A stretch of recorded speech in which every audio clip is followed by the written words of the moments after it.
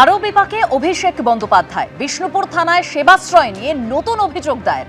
পা বাদ যাওয়ার অভিযোগের পর এবার ভুল চিকিৎসার জেরে ৩ বছরের শিশুর ডান হাত বাদের অভিযোগ। অন্যদিকে মাটি চুরি গাছ বিক্রির অভিযোগে এবার নদিয়ায় মামলা দায়ের হলো। আর এই পরিস্থিতিতে আজ আদালতের চাপে ডিজে মামলায় বিধাননগর আদালতে কণ্ঠস্বরের নমুনা দিলেন অভিষেক বন্দ্যোপাধ্যায়। আরও নিঃসঙ্গ মমতা বন্দ্যোপাধ্যায় পুলিশ বিজেপির দলদাস হয়ে কাজ করছে বলে অভিযোগ করেছেন তিনি। এ নিয়ে আমরা ছকভাঙা ছটের আলোচনা শুরু করব এবং তার জন্য স্টুডিওতে অতিথিরা রয়েছেন। তবে শুরুতেই যেরকম আপনাদের বলছিলাম যে আরও বিপাকে অভিষেক বন্দ্যোপাধ্যায়, কারণ সেবাশ্রয় নিয়ে ভুরি ভুরি অভিযোগ সামনে আসছে। সেবাশ্রয়ে ভুল চিকিৎসায় বাদ গিয়েছে হাত। অন্যদিকে পলাশীতে নদী চুরি মাটি বিক্রির মামলা। কৈলানে এবার ভুল চিকিৎসায় হাত বাদের অভিযোগ। বিষ্ণুপুর থানায় নতুন অভিযোগ দায়ের হয়েছে। অন্যদিকে পলাশীতে সুগার মিলের সরকারি জমি থেকে মাটি কাটা মূল্যবান গাছ বিক্রি, সরকারি সম্পত্তি নষ্টের অভিযোগে মামলা দায়ের হয়েছে। কৃষ্ণনগর জেলা আদালতে অভিষেক বন্দ্যোপাধ্যায় সহ ৩০ জনের বিরুদ্ধে মামলা দায়ের।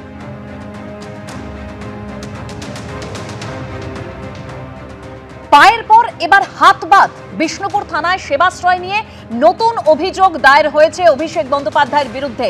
যেটা অভিযোগ সামনে আসছে, ভুল চিকিৎসার জেরে ৩ বছরের শিশুর ডান হাত বাদের অভিযোগ। কৈলানের সেবাশ্রয় ক্যাম্পে ভুল চিকিৎসা হয় বলেই অভিযোগ। সেবাশ্রয় ভুল চিকিৎসার জেরে জটিল রোগে আক্রান্ত শিশুর হাত বাদ যায়। বিষ্ণুপুর থানায় অভিযোগ দায়ের করেছে ওই শিশুর পরিবার। অভিষেক বন্দ্যোপাধ্যায় সহ ৬ জনের বিরুদ্ধে এই অভিযোগ দায়ের হয়েছে। সুমিত রায় অর্থাৎ অভিষেক বন্দ্যোপাধ্যায়ের পিএ, শান্তনু সেন, দিলীপ মণ্ডলের বিরুদ্ধেও অভিযোগ দায়ের হয়েছে এই কৈলানের সেবাশ্রয় ক্যাম্পে যে ভুল চিকিৎসার অভিযোগ।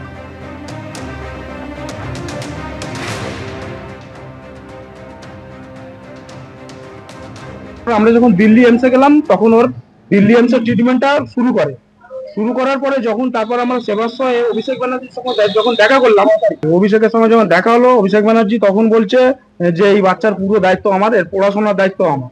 তখন বলতে ওই কথা শোনার পরে, যখন একটা এমপি এরকম কথা বলছে, ওই কথাটা শোনার পরে তখন আমাদের মনের মধ্যে একটু সাহস হয়েছে যে হ্যাঁ আমাদের এবারে আমার বাচ্চাটার কিছু একটা হবে। তারপর যখন এরকম দিন যায়, যখন ওই অফিসে যাই, ওইখান থেকে দেখি না দুর্ব্যবহার শুরু হয় না আমাদের সঙ্গে। ওই কালীঘাটের রং দোকানের ওপরে একটা অফিসার ওখানে দুর্ব্যবহার শুরু করে। শান্তনু সেন, অয়ন ঘোষ দস্তিদার, এরা দুর্ব্যবহার শুরু করে। একটা সময় এরমও বলে দেয়, যান বাচ্চার জন্য কিছু এখানে হবে না, যান চলে যান। উনি শুধু এখানে প্রচার করার জন্য আমার বাচ্চাকে নিয়ে গিয়েছিলেন। আমি এইটুকানি পুরো 2 বার ওখানে যাওয়ার পরে বুঝে গেছি উনি শুধু এটাকে মার্কেটিং করার চেষ্টা করেছিলেন। অভিষেক ব্যানার্জির কথা বলে আমাদের জীবনটা তো শেষ হয়ে গেছে। সঙ্গে আমার এই ছোট্ট 3 বছরের মেয়েটার কি অবস্থা দেখুন, পুরো তার গোড়া থেকে আজ হাত রাখা আমার বাদ দিত, মানে একদম তার জীবনটা আমি পুরো শেষ করে দিই। কোনো সুরাহ হওয়ার থেকে তো আমার আরো ক্ষতিই হয়ে গেছে। আমার বাচ্চাটার তো দেখতেই পাচ্ছেন, একটা হাত তো চলেই গেছে।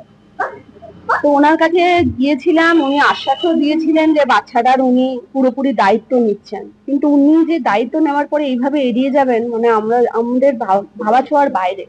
আমরা ভাবতেই পারছি না যে উনি এরকম একটা অসহায় বাচ্চা, যার এত বড় একটা কঠিন রোগ, বিরল রোগ, মানে এটা কোটি কোটি বাচ্চার মধ্যে হয়তো একটা বাচ্চা দেখা যায়, এরকম রোগ দেখেও যে উনি যে মুখ ফিরিয়ে নেবেন, সেটা মানে আমার ভাবার বাইরে। উনি এই যে বলেছিলেন, যে প্রতিশ্রুতি দিয়েছিলেন যে আমি একটা ভালো চিকিৎসা করে ওকে পুরোপুরি সুস্থ করব, তার জন্য আমরা সাধারণ মানুষের কাছে সাহায্য চাওয়া বন্ধ করে সাহায্য, তারপরে যখন চাইতে যাচ্ছি মানুষের কাছে, আমাদের এরকম আজে বাজে কথা শুনতে হচ্ছে যে তোমরা ব্যবসা করছো, তোমাকে তো অভিষেক ব্যানার্জি সাহায্য করছে। ওরা এইমসে দেখাচ্ছিল, এইমসে দেখানোর পরে এইমসের ট্রিটমেন্ট চলছিল। এবার ইতিমধ্যে নবকুমার বেতাল এবং হাইবার আখুন, এরা দুজনে যেহেতু এরা তৃণমূলের সমর্থক, তাই এরাই এদের কাছে যায়, গিয়ে বলে যে তোমরা ওখানে সেবাশ্রয় আছে ওইখানে আসো, বলে গাড়ি করে এদেরকে নিয়ে গিয়ে পানাকুয়ায় অভিষেক ব্যানার্জির কাছে নিয়ে যায়। অভিষেক ব্যানার্জি পুরো দেখভাল, অভিষেক ব্যানার্জি বেতাল নবকুমার বেতালের উপরে দায়িত্ব ছিল এটা। এবং অভিষেক ব্যানার্জি বলে কোনো চিন্তা করতে হবে না, কোনো এমস ফেন্সে যেতে হবে না, এবং এদেরকে বলছে আরজি করে পাঠাতে। ডক্টর শান্তনু সেনকে বলে আরজি করে চিঠি করে দিতে। আরজি করে সেখানে গিয়ে এরা লাইনে টিকিট দেয়, কোনো রকম সুব্যবস্থা হয়নি, স্পেশাল কোনো ব্যবস্থা হয়নি, এবং 2 টাকার টিকিট কেটে লাইনে দাঁড়িয়েছিল। এবং তারপরে এদের আরও শরীর ওর খারাপ হতে থাকে, এবং তখন আর এমসে মানে নিয়ে যাওয়ার মতো পরিস্থিতি ছিল না। তড়িঘড়ি করে এরা তখন সাউথে গেল, সাউথে গিয়ে কোনো একটা বিখ্যাত হসপিটালে গিয়ে সেখানটায় গিয়ে ওদের হাতটা কেটে বাদ দিতে হয় মেয়েটার।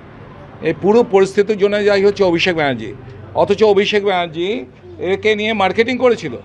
আজকে এই জন্যই এনারা যে অভিষেক ব্যানার্জি এদের সঙ্গে যে ব্লাফবাজি করেছে, সেবাশ্রয় চিকিৎসার মাধ্যমে ওরা যে গিয়েছিল, সেখানে কোন ডাক্তার দেখেছে ওরা নিজেরও জানে না, তার কোনো রেজিস্ট্রেশন নাম্বার নেই, তার কোনো ফোন নাম্বার নেই, ডাক্তারের কোনো নাম নেই, এবং সেখান থেকে তাকে কী ওষুধ দিয়েছে এরা জানেও না।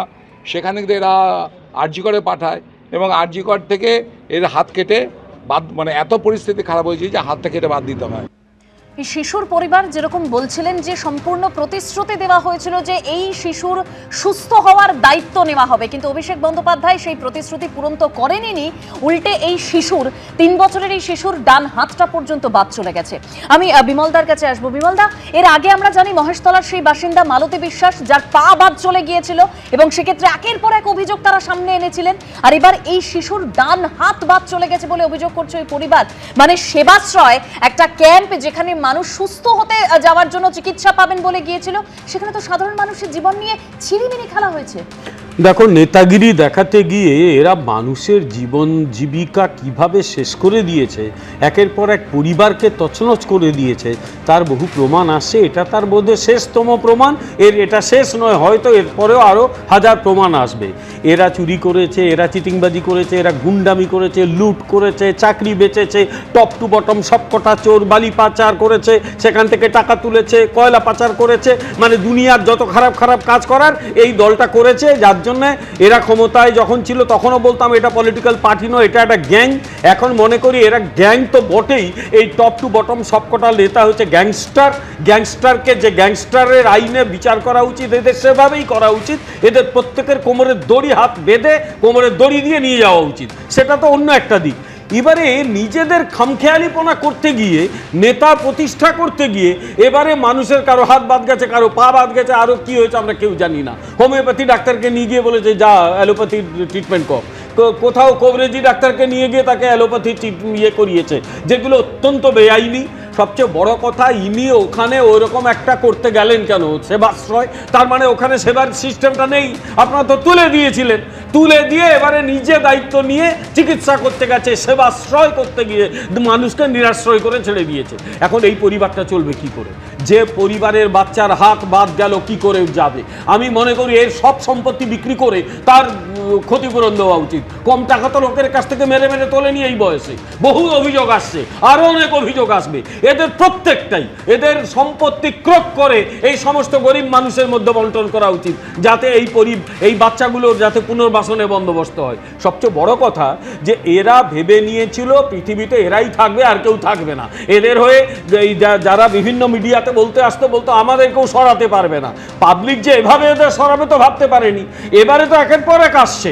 কিন্তু একটা কথা বলি, আইনের হাত কিন্তু অনেক লম্বা, পালানো যাবে না। অনেক কথা তো বাবা মাথা নেড়ে নেড়ে বলতে, যে ইলেকট্রিকের চুল্লি করব, দিয়ে সব মরে গেলে পুড়িয়ে দেবো।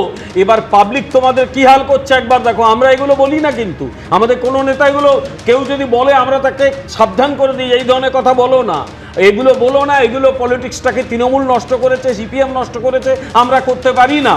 কিন্তু সমস্যা হচ্ছে যে মানুষটার বাচ্চার হাতটা বাদ গেল, যে মানুষটার বাচ্চার পা বাদ গেল, তার সামনে দাঁড়াবে কি করে এরা? এদের দাঁড়ানো জায়গা থেকে মৃত্যুঞ্জয়ের কাছে আসবো। মৃত্যুঞ্জয়, মানে সেবাশ্রয় এই ক্যাম্পটা তৈরি করা হয়েছিল যাতে সাধারণ মানুষগুলো তারা গিয়ে একটু চিকিৎসা পায়, এবং তার জন্য সাধারণ মানুষ সেখানে যেত। কিন্তু এই কোন চিকিৎসা যেখানে একজনের পা বাদ চলে গেছে বলে অভিযোগ, একটি শিশুর, এইমাত্র তুমিও দেখলে একটি শিশুর হাত বাদ গেছে বলে অভিযোগ। এই যে তাদের সারা জীবনের এই যন্ত্রণা, এর দায় তো নিতে হবে মৃত্যুঞ্জয়। প্রথমত যুগে যুগে এই শুধুমাত্র তৃণমূল আমলে ছিল বা তার আগে সিপিএম, তার আগে কংগ্রেস, বা যে কোনো যুগে যুগে যারা জনপ্রতিনিধি হয় তারা পাড়ায় এরকম ধরনের স্বাস্থ্য ক্যাম্প করে থাকে। অনেক পাড়াতে ক্লাব অর্গানাইজেশনগুলো করে থাকে, অনেকে এনজিওগুলো করে থাকে, এরকম ধরনের স্বাস্থ্য ক্যাম্প হয়। অভিষেক বন্দ্যোপাধ্যায় সেবাশ্রয় যেটা করেছিল সেই স্বাস্থ্য ক্যাম্পটা হয়তো একটু বৃহৎ আকারে হয়েছিল। এবার বক্তব্য হলো যে এই ধরনের ক্যাম্পে যারা যায় তারা তো মানে কোনো ধরনের জটিল রোগ নিয়ে যাবে না, তারা গেছেন, তাদের একটা প্রচার হয়েছে, অ্যাড হয়েছে। আমার একটু বলতে দাও, যদি আমার বক্তব্য হলো ভারতীয় জনতা পার্টিকে বলার সময় আমার প্রশ্ন করেছে উত্তরটা তাহলে আমার বলতে দাও। আমার বক্তব্য হলো না, আমার বক্তব্য হলো কোনো অপরাধ নয়। আমার পরের উত্তরটা শোনো, যদি জটিল রোগ নিয়ে যাবে দেখাতে, সেখানে যারা ডক্টর দেখছেন, এখানে আমাদের প্যানেলে কোনো ডক্টর নেই। আমার প্রথম কথা হলো যে যদি ডক্টর দেখে, ডক্টর কি প্রেসক্রিপশন করছে, কেন তার পা কাটা গেছে, কেন তার হাত কাটা গেছে, সেখানে মেডিকো লিগাল কি অফেন্স হয়েছিল, সেইগুলো দেখে একটা নিশ্চিতভাবে তার কেস হবে, মেডিকো লিগাল কেস হবে। যেই ডক্টর ছিল, যার প্রেসক্রিপশনে হয়েছে, একটা দেখা হয়েছে। এখানে আমরা বলে দিচ্ছি যে এই করেছে, ওই করেছে, আমরা এখানে মিডিয়াতে এই আলোচনাগুলো, একটা অভিযোগ হচ্ছে, অভিযোগ করেছে, খুব ভালো কথা, অভিষেক বন্দ্যোপাধ্যায়ের নামে অভিযোগ করেছে। অভিষেক বন্দ্যোপাধ্যায়ের মুখ দেখিয়ে যখন ক্যাম্প হয়েছে, অভিষেক বন্দ্যোপাধ্যায়ের নামে অভিযোগ হয়েছে। কিন্তু অভিষেক বন্দ্যোপাধ্যায়ের নামে যখন অভিযোগ এসছে, ওখানে যে ডাক্তার ছিল, এই ধরনের এমএলএ, এমপি, কাউন্সিলর, পাড়ার ক্লাব, প্রত্যেক সপ্তাহে প্রত্যেক জায়গায় চোখের ক্যাম্প হয়, স্বাস্থ্য ক্যাম্প হয়, বিভিন্ন ধরনের ক্যাম্প হয়। আমি ডাক্তারের কথা বলছো, চিকিৎসকের কথা বলছো, তারাই তো অভিযোগ করেছে এরকম, যেখানে হোমিওপ্যাথি, একেবারে আয়ুর্বেদিক যারা পড়ুয়া, তাদেরকে দিয়ে ওখানে চিকিৎসা করানোর জন্য ডাকা হয়েছিল। অভিযোগ আর অভিযোগের সত্যতার মধ্যে তফাৎ আছে, অভিযোগ আর অভিযোগের সত্যতার মধ্যে তফাৎ আছে। এই ক্যাম্পগুলোর মধ্যে দায়িত্বে, প্রত্যেকটি ক্যাম্পের বেশিরভাগ ক্ষেত্রে দায়িত্ব ছিল। এই সেবাশ্রয় নিয়ে মৃত্যুঞ্জয় প্রচার কম হয়নি। আপনি শুনে নিন, আমি তো বললাম বেশি করে প্রচার হয়েছিল। আরো অভিযোগ সামনে এসেছে, আরো যে অভিযোগ বিপাকে অভিষেক বন্দ্যোপাধ্যায় মাটি চুরি, গাছ বিক্রির অভিযোগে নদিয়ায় মামলা দায়ের হয়েছে। কৃষ্ণনগর জেলা আদালতে অভিষেক বন্দ্যোপাধ্যায় সহ 30 জনের বিরুদ্ধে মামলা দায়ের হয়েছে। নদিয়ার পলাশীতে সুগার মিলের সরকারি জমি থেকে মাটি কাটার অভিযোগ, মূল্যবান গাছ কেটে বিক্রি, সরকারি সম্পত্তি নষ্টের অভিযোগেও মামলা দায়ের হয়েছে। কৃষ্ণনগর আদালতে মামলা দায়ের নদিয়ার দেবগ্রামের সমাজকর্মী বাপন ঘোষের। অভিষেক বন্দ্যোপাধ্যায়ের মদতে স্থানীয় দুষ্কৃতীরা মাটি কাটত, গাছ বিক্রি করত দাবি করেছেন মামলাকারী। একাধিকবার পুলিশ প্রশাসনে অভিযোগ জানিয়েও কাজ হয়নি উল্লেখ করা হয়েছে এই মামলায়। প্রতিবাদ করায় আন্দোলনে যুক্তদের জীবন্ত পুড়িয়ে মারার হুমকিরও অভিযোগ। আমাদের এই নদিয়া ডিস্ট্রিক্টের কালীগঞ্জ থানায় একটা ঐতিহাসিক সুগার মিল রয়েছে। এই মিলের তৃণমূল সরকার আসার পরে এদের নেতা নেত্রীদের মদতে এই মিলের একাধিক যন্ত্রাংশ চুরি হয়ে যায় এবং 33,000 বিঘা জমি রয়েছে এই মিল কোম্পানির আন্ডারে। সে তার জমি মাটি কেটে, গাছ কেটে সমস্ত বিক্রি করে পরিবেশকে নষ্ট করার চেষ্টা করছে এবং তার মেন মুখ্য দাতা হয়ে গেলেন অভিষেক বন্দ্যোপাধ্যায়। এবং এখানে যারা বিধায়ক ছিলেন, হাসানুজ্জামান, নাসিরউদ্দিন আহমেদ, উনি এখন প্রয়াত হয়ে গেছেন। বর্তমানে ওনার মেয়ে আলিফা আহমেদ, যার কারণে বিগত দিনে এখানকার সরকার পাবলিক অনেক কমপ্লেন করেছিলেন। তৃণমূল সরকার থাকাকালীন কোনো তাদের কমপ্লেন কোনো গ্রহণযোগ্য হয়নি বা সাজা পায়নি। যার গভর্নমেন্টের পরিবর্তন হয়েছে, যার কারণে আজকে আদালতে দ্বারস্থ হয়েছে, যারা এই দুর্নীতি করেছে সকলেই যেন সাজা প্রাপ্ত হয়।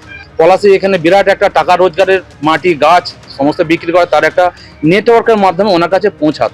2011 তৃণমূল ক্ষমতা আসার পর এবং 2016-তে তৃণমূল সরকার পুনঃপ্রতিষ্ঠিত হওয়ার পর জমি মাফিয়ারা পলাশী সুগার মিল অঞ্চলসমূহ, নদিয়া, কালীগঞ্জ, তারপর মুর্শিদাবাদ, বর্ধমানের আনুমানিক 33,000 বিঘে জমির মাটি কেটে অবৈধভাবে বিক্রি করছে এবং গাছপালা নিধন করে কোটি কোটি টাকা আত্মসাৎ করছে। সেই অভিযোগের পরিপ্রেক্ষিতে আজকে মামলা দায়ের করা হলো। এর পেছনে যারা যারা রয়েছেন, তৎকালীন অর্থাৎ বর্তমান তৃণমূল সাংসদ অভিষেক ব্যানার্জি, বিগত দিনের তৃণমূল এমএলএ হাসানুজ্জামান, বর্তমান টিএমসি বিধায়িকা আলিফা আহমেদ, সুনীল খৈতান সহ 30 জনের বিরুদ্ধে মামলা দায়ের করা হয়েছে।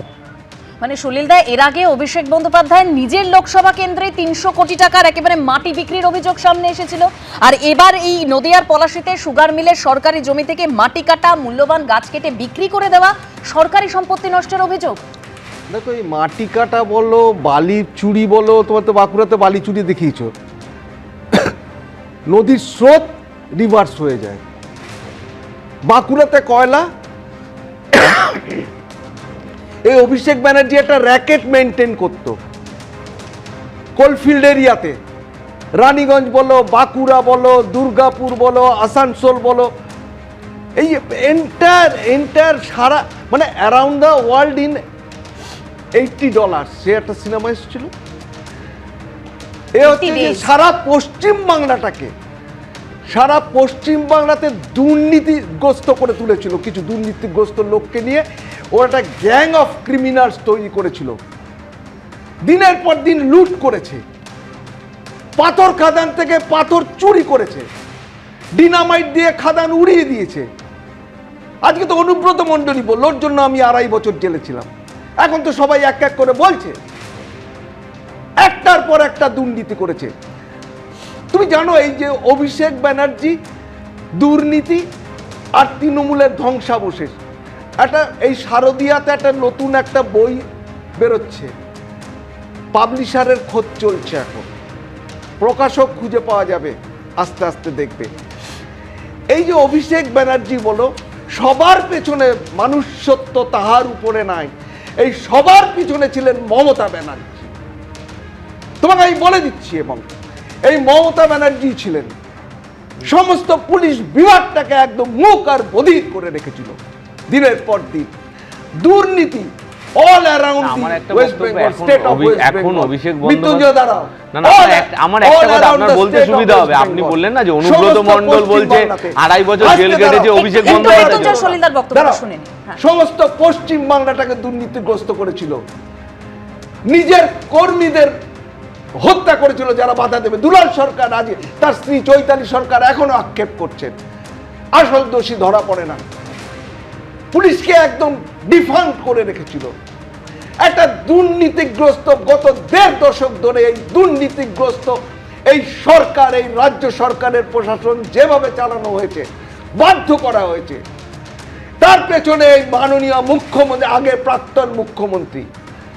আমি কিন্তু মাননীয় মুখ্যমন্ত্রীকে অনুরোধ করব, আমার দাবি হচ্ছে 1 নম্বর হচ্ছে সেবাশ্রয়।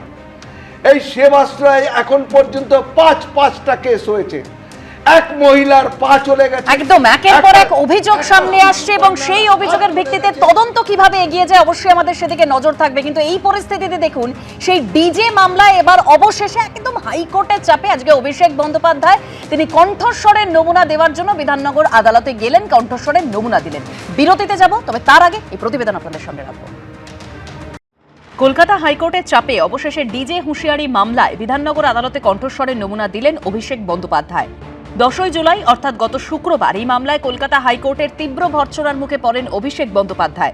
বিচারপতি সৌগত ভট্টাচার্য বলেন, সবকিছুর একটা সীমা আছে, বিচারক একটা নির্দেশ জারি করেছে, সেটা মানতে বাধ্য। কণ্ঠস্বরের নমুনা না দিলে রক্ষাকবচ প্রত্যাহারের হুঁশিয়ারি পর্যন্ত দেন বিচারপতি। এরপরই বুধবার ভয়েস স্যাম্পেলের নমুনা দিতে বিধাননগর আদালতে পৌঁছন অভিষেক বন্দ্যোপাধ্যায়। এদিন সকাল 11টা নাগাদ কালীঘাটের বাড়ি থেকে বেরোন অভিষেক বন্দ্যোপাধ্যায়। এতদিন তার গাড়ির ফুটবোর্ডে নিরাপত্তা রক্ষীদের দেখা যাচ্ছিল, যা নিয়ে মামলাও হয়েছে। এদিন একাধিকবার ট্রাফিক জ্যামে তার গাড়ি আটকালেও সেই ছবি দেখা যায়নি, বরং প্রত্যেকবার গাড়ি থামলে কনভয় থেকে নেমে এসে নিরাপত্তা রক্ষীরা গাড়ি ঘিরে ধরেন। বেলা 11:49 বিধাননগর আদালতে পৌঁছন অভিষেক বন্দ্যোপাধ্যায়। গত শুক্রবার অভিষেক বন্দ্যোপাধ্যায়ের আইনজীবী সওয়াল করেছিলেন তার মক্কেল হাজিরা দেবেন, কিন্তু ডিম ছোড়া থেকে রক্ষা করুন। কলকাতা হাইকোর্টের তরফে নির্দেশ দেওয়া হয় অভিষেক বন্দ্যোপাধ্যায়কে যেন ডিম ছোড়া বা অন্য হেনস্থার শিকার হতে না হয় তা নিশ্চিত করতে হবে পুলিশকে। বুধবার আদালত চত্বরেও দেখা যায় নিরাপত্তার কড়াকড়ি, ঢাল দিয়ে গার্ড করে আদালতে ঢোকানো হয় অভিষেক বন্দ্যোপাধ্যায়কে। তার কণ্ঠস্বরের নমুনার যে টেকনিক্যাল প্রসেস সেটা আদালতে শুরু হয়েছে, আর হয়তো কিছুক্ষণ হবে এবং তারপর তিনি এখান থেকে বেরিয়ে যাবেন। প্রায় 2.5 ঘন্টা আদালতে ছিলেন অভিষেক বন্দ্যোপাধ্যায়। ভিতরে চলে কণ্ঠস্বরের নমুনা দেওয়ার প্রক্রিয়া। মূলত ফরেন্সিক বিশেষজ্ঞরা তাদের কাছে থাকা যে অত্যাধুনিক যে অডিও রেকর্ডার বা যে মাইক্রোফোন, তার সাহায্যে অভিযুক্ত যে বক্তব্য রেখেছিলেন সেই বক্তব্যে যে শব্দগুলো ব্যবহার করেছেন সেই শব্দগুলিকে উচ্চ কণ্ঠে পড়তে বলা হয়। মূলত এটাকে রেফারেন্স অডিও হিসেবে তারা কালেক্ট করে এবং পরবর্তীকালে ফরেন্সিক ল্যাবে পরীক্ষা করার পর সায়েন্টিফিক এভিডেন্স হিসাবে আদালতের কাছে সেটি জমা পড়ে। আজকে কোর্টে একটু আগে রিটিন আবেদন হয়েছে, আমরা একটা পিটিশন সাবমিট করেছি, আমার অ্যাডভোকেটরা সব পিটিশন সাবমিট করেছে যে অভিষেক ব্যানার্জির নাম করে কিছু থ্রেট আসছে আমাদের কাছে। পশ্চিমবঙ্গের ইতিহাসে সর্বপ্রথম অভিষেক ব্যানার্জিকে কোর্টে আসতে হয়েছে, এটাই অনেক, এবং ভগবানকে মাটিতে আনানো হয়েছে এবং আজকে আমাদের এই বিচার ব্যবস্থার যে মন্দির, সেই মন্দিরে তাকে প্রবেশ করতে হয়েছে। ভোট প্রচারে বারবার ডিজে বাজানো নিয়ে হুঁশিয়ারি দিতে শোনা গেছে অভিষেক বন্দ্যোপাধ্যায়কে। 4 তারিখে রবীন্দ্রসঙ্গীতের সাথে গ্রামে একটু করে ডিজেও বাজবে। এরপর তাঁর বিরুদ্ধে উস্কানিমূলক ভাষণ, হুমকি এবং শান্তি বিঘ্নিত করার অভিযোগে এফআইআর হয়। অভিষেক বন্দ্যোপাধ্যায়ের কণ্ঠস্বরের নমুনা নেওয়ার কথা বলে বিধাননগর আদালত। সেই নির্দেশকে চ্যালেঞ্জ করে কলকাতা হাইকোর্টে যান তৃণমূল সাংসদ। বিধাননগর আদালতের নির্দেশে কণ্ঠস্বরের নমুনা দেওয়ার কথা থাকলেও 30শে জুন ও 8ই জুলাই পরপর দুবার গড়হাজির ছিলেন অভিষেক বন্দ্যোপাধ্যায়। গত শুক্রবার কলকাতা হাইকোর্ট নির্দেশ দেয় 15ই জুলাই দুপুর 12টায় বিধাননগর আদালতের বিচারকের সামনে হাজির হয়ে কণ্ঠস্বরের নমুনা দিতে হবে অভিষেক বন্দ্যোপাধ্যায়কে। অবশেষে বুধবার আদালতে যান তিনি। দুপুর 1:30 নাগাদ বিধাননগর আদালত থেকে বেরোন অভিষেক বন্দ্যোপাধ্যায়। পার্থপ্রতিম ঘোষ ও ময়ূর ঠাকুর চক্রবর্তীর রিপোর্ট, এবিপি আনন্দ। মমতা বন্দ্যোপাধ্যায় আজকে ফেসবুক লাইভ করে তিনি বলছেন যে পুলিশ বিজেপির দলদাস হয়ে কাজ করছে। তিনি বলছেন যে আজ আইসি হয়েছে বিজেপির ব্লক সভাপতি, এসপিরা হয়েছে বিজেপির জেলা সভাপতি। তাঁরা এলাকায় গিয়ে বিধায়কদের ভয় দেখাচ্ছেন, আমার সক্রিয় কর্মীদের ভয় দেখাচ্ছেন। কি বলেছেন মমতা বন্দ্যোপাধ্যায়, শুনুন। আজকে যাদের ভয় দেখাচ্ছেন, ভয় দেখিয়ে আইসি তাদের, আমি সরি, আমি পুলিশের সাথে কথা বলছি, কাজ করেছি, আমার লজ্জা লাগছে। আমি তাদের সম্মান করি, তাদের পরিবারকেও সম্মান করি, তার একটা ফোর্স। আমি ফোর্সকে অলওয়েজ তার ন্যূনতম মূল্য দিই। কিন্তু যখন দেখি তারা বিজেপির কথায় সবাইকে গিয়ে ভয় দেখায়, এবং আইসি হয়েছে এখন বিজেপির ব্লক সভাপতি এবং এসপিরা হয়েছে বিজেপির জেলা সভাপতি, তারা এলাকায় এলাকায় গিয়ে এমএলএদের ভয় দেখাচ্ছেন, আমার যারা অ্যাক্টিভ ওয়ার্কার তাদের ভয় দেখাচ্ছেন, সমস্ত মিউনিসিপ্যালিটি ভেঙে দিচ্ছেন ভয় দেখিয়ে, জেলা পরিষদ, গ্রাম সভা জোর করে দখল করছেন, পঞ্চায়েত, এবং গিয়ে বলছেন হয় ওই শিবিরে যাও, বিজেপির কোলে যারা দুলছে, তৃণমূলটাকে ভাঙো, আর তা নাহলে জেলে যাও। অনেকে জেলেও আছেন, কয়েকশো কর্মী জেলে আছে, সংখ্যাটা কয়েক হাজারও হতে পারে। আমি মনে করি যারা জেলের লড়াই চালাচ্ছেন, জেলে গেছেন, তাদের আমি কুর্নিশ জানাই। আজকে যদি সেটিং আমি নিজে করে নিতাম, তাহলে তো এই অত্যাচার আমাদের সহ্য করতে হতো না, আমার পার্টির কর্মীদের। আজ মমতা বন্দ্যোপাধ্যায় যা অভিযোগ করছেন, যখন মমতা বন্দ্যোপাধ্যায় তিনি ক্ষমতায় ছিলেন, তার সরকার ক্ষমতায় ছিল, তখন বিরোধীরা এই একই অভিযোগ বারবার করে গিয়েছেন। আমি এখান থেকে প্রদীপদার কাছে আসবো। প্রদীপদা, তখন তো মমতা বন্দ্যোপাধ্যায় কর্ণপাত করেননি। যখন একের পর এক অভিযোগ শামশেরগঞ্জ থেকে এসেছিল, আমাদের মনে পড়ে যাচ্ছে সেই সময়ের ঘটনা যে পুলিশকে বারবার ফোন করা হয়েছিল কিন্তু পুলিশের ফোন পাওয়া যায়নি, পুলিশ ফোন তোলেননি। বেলডাঙ্গার ঘটনা, যখন পুলিশ বলেছিল ধৈর্য ধরছি, একটু ধৈর্য ধরেছিলাম, তাতে কি হয়েছিল, কিভাবে সরকারি সম্পত্তি নষ্ট হয়েছিল, কি তাণ্ডব হয়েছিল, আমাদের দেখা রয়েছে, আমরা জানি প্রত্যেকেই। দেখুন, মমতা বন্দ্যোপাধ্যায় আজকে বলছেন যে পুলিশরা বিজেপির দলীয় কর্মী হিসাবে কাজ করছেন। উনি চিনতে পারছেন, তার কারণ এটা ওনারই তৈরি করা মডেল। উনি যখন ক্ষমতায় ছিলেন তখন পুলিশদের দিয়ে এভাবেই দলের কাজ করাতেন। আপনাদের মনে থাকবে যে যখন ইলেকশন কমিশন এইবারে পুলিশ প্রশাসনের বিশাল রদবদল করলো নির্বাচনের সময়, ঠিক সেই সময় থেকে দেখতে পারলাম যে মমতা ব্যানার্জির যে সংগঠন, সেই সংগঠনটা আর কাজ করছে না। পুলিশ প্রশাসনের রদবদলের সঙ্গে সাংগঠনিক দুর্বলতা কিভাবে একসূত্রে বাধা থাকে, সেটা তৃণমূল কংগ্রেসের যে নির্বাচনের ফলাফল হয়েছে এবারে, সেটা দিয়েই দেখা যাচ্ছে। আজকে মমতা বন্দ্যোপাধ্যায় যে কথাগুলো বলছেন, সেই কথাগুলো বিরোধীরা এক লাগাতারভাবে বলেছে। মমতা বন্দ্যোপাধ্যায় যখন ক্ষমতায় এসেছিলেন তখন বলছিলেন যে সিপিএম তারা হচ্ছে তার প্রশাসনে অসুবিধা সৃষ্টি করছে ভেতর থেকে, আর যখন ক্ষমতা এখন চলে গেছেন তখন বলছেন বিজেপি তার দল ভাঙাচ্ছে। ফলে সবসময় অন্যদের ওপরে দায়িত্ব দিয়ে নিজের দলের ভুল ত্রুটিকে না দেখে যদি কেউ চোখ বন্ধ করে থাকতে চায়, তার একটা উদাহরণ হচ্ছে মমতা বন্দ্যোপাধ্যায়। এখনও তিনি নিজের দলের কোনো ভুল দেখছেন না। আজকেও তিনি মনে করছেন অভিষেক বন্দ্যোপাধ্যায় হচ্ছে একমাত্র যিনি বিজেপির বিরুদ্ধে লড়ছেন, তাই তার কোনো সেটিং নেই, বিজেপি তাকে লাগাতার কেস দিয়ে যাচ্ছে এবং বিজেপির হয়ে একমাত্র লড়ছে। অভিষেক বন্দ্যোপাধ্যায়ের এই লড়াইটা যদি মমতা বন্দ্যোপাধ্যায়ের কথা ধরে নিজে তিনি লড়ছেন, তাহলে অভিষেক বন্দ্যোপাধ্যায়ের বাদবাকি যা অভিযোগ সেগুলো নিয়ে উনি কোনো কথা বলবেন না।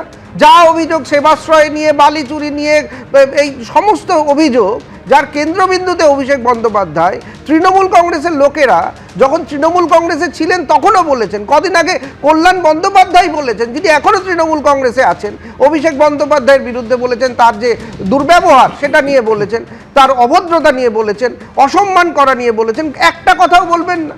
তাহলে তৃণমূল কংগ্রেস যারা মানে মমতা বন্দ্যোপাধ্যায় যে তৃণমূল কংগ্রেসের কথা বলছেন, কাদের নিয়ে তিনি আর তৃণমূল কংগ্রেস করবেন?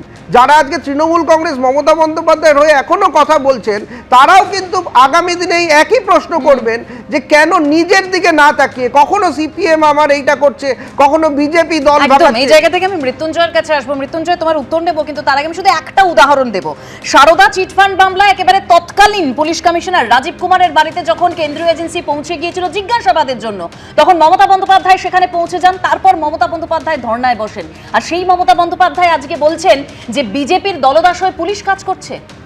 আমি জাস্ট কয়েকটা উদাহরণ দিলেই পরিষ্কার হয়ে যাবে। যেমন মদন মিত্রর বাড়িতে যখন ইডি গেলেন, তার স্ত্রীর জন্য তার পুত্রবধূকে ডেকে পাঠালেন, তার বৌমাকে ডেকে পাঠালেন।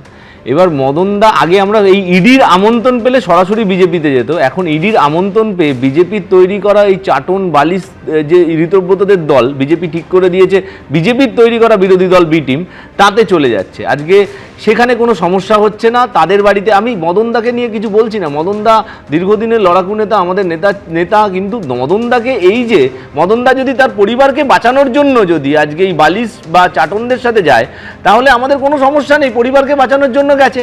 এইটাই যদি দেখা যায় যে পুলিশকে ব্যবহার করে, ইডি সিবিআইকে ব্যবহার করে, এটা তো দিনে দিনে হচ্ছে, বারবার হচ্ছে। আজকে সেবাশ্রয় নিয়ে এত কথা হলো, আমি একটা কথা বলছি, সেবাশ্রয়তে যেই নামটা দেখা যাচ্ছিল, যাকে মঞ্চ আলো করে দেখা যাচ্ছিল, যে পুরো অর্গানাইজেশনটা পুরোটা দেখেছে, কে কোন ডাক্তার থাকবে, কে কোন ক্যাম্পে থাকবে, ডক্টর শান্তনু সেন, তার বিরুদ্ধে একটা জায়গায় কিছু বলা হচ্ছে না। আজকে কি শান্তনু সেনকে অ্যারেস্ট করা হবে? শান্তনু সেন তো বর্তমান যে স্বাস্থ্যমন্ত্রী, তার সাথে বিভিন্ন জায়গায় দেখছি চলে যাচ্ছে, বিভিন্ন জায়গায় দেখছি ছবি দিচ্ছে, তাহলে শান্তনু সেনকে অ্যারেস্ট করা হবে না? এইগুলো তো আমাদের প্রশ্ন। পুলিশকে ব্যবহার করে, ইডি সিবিআইকে ব্যবহার করে কার সাথে কি করা হচ্ছে? আজকে অনুব্রত মণ্ডল থেকে আরম্ভ করে, অনুব্রত মণ্ডল নাকি 2.5 বছর জেল কেটেছে অভিষেক বন্দ্যোপাধ্যায়ের জন্য। তাহলে ইডি সিবিআই এত অকর্মণ্য, ইডি সিবিআই এত অকর্মণ্য যে আজকে অনুব্রত মণ্ডলকে 2.5 বছর জেল কাটালো, আর অভিষেক বন্দ্যোপাধ্যায়কে একদিনের জন্য জেল কাটাতে পারলো না। তাহলে এরকম ইডি সিবিআই অফিসারদের তো আজকে তদন্তের দায়িত্বে রাখাই উচিত নয়, নতুন নতুন অফিসারদের নিয়ে আসা উচিত। তো আমার বক্তব্য হলো যে আগে বিজেপি আমন্ত্রণপত্র পাঠাতো ইডি সিবিআই পুলিশ দিয়ে, হিমন্ত বিশ্ব শর্মা থেকে আরম্ভ করে শুভেন্দু অধিকারী, আসো আসো আসো, ওই ভাগ মুকুল ভাগের মতো আমাদের এখানে আসো, শুভেন্দু আসো, পার্টি অফিস থেকে দেখাচ্ছে, এখন মুখ্যমন্ত্রী হয়ে যাচ্ছে আমাদের মাননীয় মুখ্যমন্ত্রী। তো আমাদের বক্তব্য এখন মদন মিত্রর বাড়িতে পাঠাচ্ছে ইডি, যে আমাদের বাড়িতে আসো, আমাদের এখানে ঠিক করা তৈরি করা, এখন বি টিমে আসো, সরাসরি বিজেপিতে নেবে না। তাই বিজেপির তৈরি করা বি টিমে যদি তারা থাকতে পারে, সেই ব্যবস্থা আজকে তৈরি করে দিচ্ছে এই ভারতীয় জনতা পার্টি পুলিশকে ব্যবহার করে। তাই নেত্রী বলেছে পুলিশ ইডি সিবিআই দিয়ে। আমরা তো খবর পাচ্ছি যারা শহীদ, যেই আন্দোলন করতে গিয়ে 21শে জুলাই হচ্ছে, মমতা বন্দ্যোপাধ্যায় যে আন্দোলনের ডাক দিয়েছিল, সেই শহীদ পরিবারগুলো এতদিন মঞ্চে থাকতো, তাদের সমস্ত পরিবারের দায়িত্ব মমতা বন্দ্যোপাধ্যায় নিয়েছে বিরোধী নেত্রী থাকাকালীন, সরকারের প্রশাসনের প্রধান। তাদের আমি বলছি, শুনুন না, তাদের গিয়ে কথা বলবেন। তারা যখন 10 দিন আগে ক্যামেরার সামনে বললো যে আমরা দিদির সাথেই থাকবো, মৃত্যুঞ্জয় বলছে সেই পরিবারগুলোই এখন বুঝতে পারছে না যে এতটাই দ্বন্দ্ব যে কোন 21শে জুলাই এর সমাবেশে যাব। আর মৃত্যুঞ্জয় পুলিশকে ব্যবহারের কথা বলছিল না, যে অনুব্রত মণ্ডলের প্রসঙ্গ তুলে আনলো, এবং সেই অনুব্রত মণ্ডল যখন মমতা বন্দ্যোপাধ্যায় ক্ষমতায় ছিলেন, পুলিশ মন্ত্রী ছিলেন, কিভাবে পুলিশকে আক্রমণ করেছে, তার পরিবারকে কিভাবে অকথ্য ভাষায় গালিগালাজ করেছে, তখন কোথায় কি ব্যবস্থা নেওয়া হয়েছিল, এটাও তো প্রশ্ন থাকবে। আমি বিমল শঙ্কর নন্দর কাছে একটা কথা বলি, একটু আগে ওনার ওই ফেসবুক লাইভ দেখলাম, এখন ওনার ঠাঁই হয়েছে ফেসবুকে। আগে রাস্তায় থাকতেন, লড়াই করতেন, এখন ফেসবুকে। ভালো কথা, রাস্তায় নামলে বহুত ঝামেলা বাঁধান উনি ঘরেই থাকুন, এগুলো করে যান, কোনো অসুবিধা নেই। আমি শুধু একটা কথা বলি, উনি একটা কথা বললেন, আমি পুলিশকে শ্রদ্ধা করি, সম্মান করি। একদম কয়েকশো লোকের সামনে বইমেলাতে এক পুলিশ অফিসারকে বলেছেন আপনাকে চাবকাবো ধরে ধরে, খুব সম্মান করেছিলেন, একদম প্রকাশ্য সবাই। আমার ডান দিকে একজন পুলিশ অফিসার বসে আছেন, পুলিশকে নাম ধরে, তুমি এখানে এসো তো, এখানে বসো, কেন করনি বলো। আরে পুলিশের একটা সম্মান আছে, সে একজন আইপিএস অফিসার, অল ইন্ডিয়া পরীক্ষা দিয়ে সে এসছে, সে যদি কনস্টেবল র্যাঙ্কেরও হয়, আপনি কোথাকার কোন একজন যে তাকে আপনি নাম ধরে ডাকেন? আপনি মুখ্যমন্ত্রী হয়েছেন, আপনি সরকারের প্রধান, সেও সরকারের এক্সিকিউটিভে আপনার দায়িত্ব পালনের জন্য সে এসছে, আপনি তাকে অসম্মান করতে পারেন না, তারও একটা পরিবার আছে। ফলে বেসিক্যালি মমতা বন্দ্যোপাধ্যায়, আমি আগেই বলতাম, সে অসভ্য, তার কোনো শিক্ষা দীক্ষা নেই, সংস্কৃতি নেই, একেবারে 24-25 বছর বয়সী ডিগ্রি জালিয়াতি করেছে, যে তার আমি শেষ করি, ডিগ্রি জালিয়াতি যে করেছে তার যে কোনো সম্মান নেই, আমি শেষ করি, তার যে কোনো সম্মান নেই, একেবারে ডিগ্রি জালিয়াতি করেছে। আমরাও তো দেশের প্রধানমন্ত্রীর কি ডিগ্রি আছে সেগুলো নিয়েও তো প্রশ্ন আসছে। আপনি এইভাবে একজন প্রাক্তন মুখ্যমন্ত্রীকে বলছেন এটা ভাষা হতে পারে? ভালো ভাষা ইউজ করেছি, ওর সম্পর্কে মানুষ আরো খারাপ ব্যবহার ভাষা ব্যবহার করা উচিত। ওর সম্পর্কে আমি শেষ করি, আমি শেষ করি, আপনি শেষ করবেন, নিশ্চিতভাবে শেষ করবেন। এইটা ভাষা হতে পারে একজন রাজ্যের প্রাক্তন আমাকে ভাষা শেখাতে হবে না, তৃণমূলের ক্রিমিনালদের কাছ থেকে আমি কোনো ভাষা শিখি না, আমি তৃণমূলের ক্রিমিনালদের কাছ থেকে ভাষা শিখি না।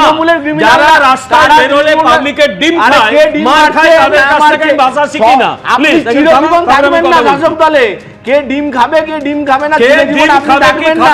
এখনো আমাদের দামে বেঁচে আছে, আমরা মানুষের হাত পা বাঁচিয়ে রেখেছি, নলে একটাও বেঁচে থাকতো না, একটাও বেঁচে থাকতো না, এদের বাঁচিয়ে রেখেছি আমরা লোকের হাতে পায়ে ধরে। আপনি বেঁচে বাঁচিয়ে রেখেছেন, কথা যায় বলে গেছে টেলিভিশন চ্যানেলে লোকেদের বাঁচিয়ে রাখতো না, একদম জীব উপড়ে দিত, এই ভাষা বাঁচিয়ে রেখেছি আমরা।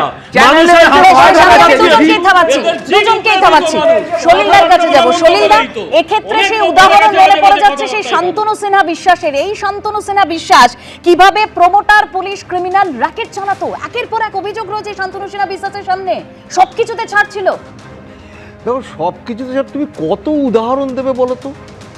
তো 2019-এর কথা বলো না, সিএ ইনাকমেন্টের সময় কি কাণ্ডটা হয়েছে বলো? একটার পর একটা পুলিশকে, মানে উনি তো এর রচয়িতা, পুলিশ বিভাগকে এবং জেনারেল অ্যাডমিনিস্ট্রেশনকে এরা মুখ বধির করে রাখার রচয়িতা হচ্ছে এই মমতা ব্যানার্জি। আজকে ওনার বোধোদয় হচ্ছে, আজকে জাফরাবাদে 2 ঘন্টা ধরে পুলিশ আসলো না, ওই চন্দন দাস আর হরগোবিন্দ দাস ওর বাবাকে কুপিয়ে হত্যা করলো, এবং যারা করলো তারা এনশিওর করলো, তাদের টাইম দেওয়া হলো যাতে মারা গেছে কিনা সেটা জানার জন্য। পুলিশের কিয়স্ক পুড়িয়ে দেয়া হলো। তুমি বলো কুচবিহারের রাসমেলার ময়দান থেকে এসআইআর বেশি দিন আগে না, এই 1 বছর আগে, 1 বছরও হয়নি, ওখানে উনি নিজে ইনসিস্ট করলেন, মহিলাদের বললেন যে এবার যদি আসে আপনারা লাঠি খন্তি নিয়ে আসবেন, মহিলারা সামনে থাকবে, পেছনে পুরুষরা থাকবে। দুর্নীতি বলো, দাঙ্গাবাজি বলো, সব কিছুর রচয়িতা হচ্ছেন উনি।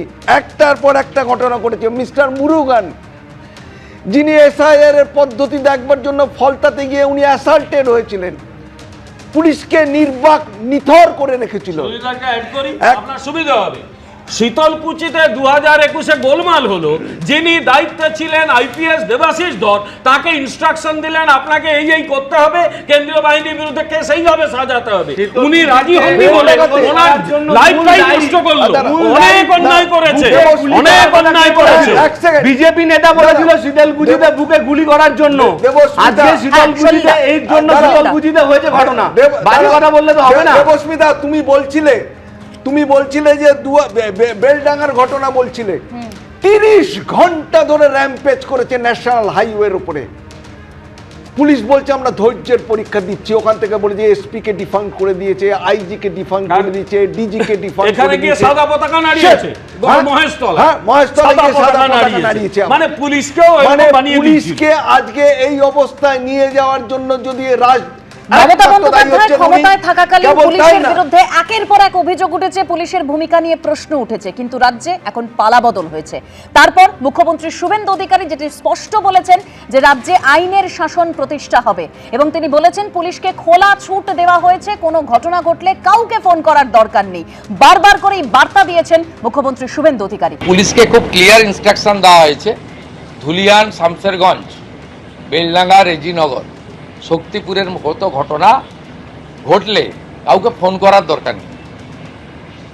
আপনার ভারতীয় ন্যায় সংহিতাতে যা বলা আছে, আপনার অশোক স্তম্ভ, আপনি যে ট্রেনিং নিয়ে এসছেন, আপনি যে শৃঙ্খলিত বাহিনীর ট্রেনিং নিয়ে এসছেন, সেই অনুযায়ী ডু ইট নাও। পরিষ্কার খোলা ছুট দেওয়া হয়েছে, ল অ্যান্ড অর্ডার ঠিকঠাক থাকবে। রেল লাইন ভাঙা, রেল জ্বালানো, বাস পোড়ানো, থানা পোড়ানো, বিডিও অফিস জ্বালানো, পুলিশকে মারা, পুলিশকে শাটারের ভিতরে ঢুকতে হওয়া, এইসব অতীত। আর এখন থেকে এগুলো হবে না। আমি প্রদীপদার কাছে আসবো আলোচনার জন্য। প্রদীপদা, আরজি করের ঘটনা, সেই সময় পুলিশের ভূমিকা নিয়ে কিভাবে অভয়ের পরিবার প্রশ্ন তুলেছিল আমাদের প্রত্যেকের জানা আছে, কিন্তু পুলিশকে যদি কাজ করতে হয় তাহলে তো পুলিশকে খোলা ছুট দিতে হবে, যেটা এই সরকারের আমলে একেবারে মুখ্যমন্ত্রী বারবার বার্তা দিয়েছেন। আর আরজি করের সময় তো পুলিশের বিরুদ্ধে মারাত্মক অভিযোগ ছিল যে পুলিশ টাকা অফার করেছিল অভয়ের পরিবারকে। দেখো আরজি করের ঘটনায় one of the main accused যাকে নিয়ে যাওয়া হয়েছিল টালা থানার ওসি, তাকে নিয়ে যাওয়া হয়েছিল এবং পুলিশ কিভাবে এটা ছিল যে পুলিশ কমিশনের অফিসেও সেখানে ধর্ণা এবং অবরোধ আমরা দেখেছিলাম ডাক্তাররা করেছিল। মানে পুলিশ প্রশাসনকে দিয়ে একটা ঘটনার মোড় কিভাবে ঘুরিয়ে দেওয়া যায় সেটা কিন্তু আমরা দেখেছি। আমি বলছি যে আজকে যে এই যে কথা বলছে না যে রাজ্য নেতা হয়ে গেছে পুলিশ, আসলে পুলিশ যদি নিজে সক্রিয়ভাবে তার উপস্থিতি জাহির করে তাকে তো সব জায়গায় দেখতে পাওয়া যাবে, তাকে ইন অ্যাকশন দেখতে পাওয়া যাবে, সেটাই উচিত। ফলে সেখানে সে রাজ্য স্তরে জেলা স্তরে তার যে উপস্থিতি আছে সেটা যখন জাহির করবে আইনের শাসনের মতো, যেটা মাননীয় মুখ্যমন্ত্রী শুভেন্দু অধিকারী বলছে, তাহলে সে ধরপাকড় করবে, লোকের বাড়িতে যাবে, যে অভিযোগ আছে সেই অভিযোগ নিয়ে কথাবার্তা তদন্তর দিকে এগোবে। তাই পুলিশকে সক্রিয় হতে দেখা যাবে। সক্রিয় হলেই সে রাজনৈতিক কর্মী হয়ে যাবে না, সক্রিয়তাটাই দরকার পুলিশ। একদম পুলিশের সক্রিয়তাটাই দরকার, যাতে মানুষ নির্ভয় পুলিশের কাছে যে কোনো রকম অপরাধ হলে মানুষ নির্ভয়ে গিয়ে অভিযোগ জানাতে পারে। তবে দেখুন, একদিকে পুলিশ নিয়ে মমতা বন্দ্যোপাধ্যায় তিনি অভিযোগ করছেন, তবে মমতা বন্দ্যোপাধ্যায় তিনি আরো নিঃসঙ্গ হয়ে গেলেন। আজকে অনুষ্ঠান এখানেই শেষ করছি, তবে 7টায় বাংলায় রাখবো আপনাদের সামনে কে মমতা বন্দ্যোপাধ্যায়ের হাত ছেড়ে চলে গেলেন। নজর থাকুক এবিপি আনন্দে।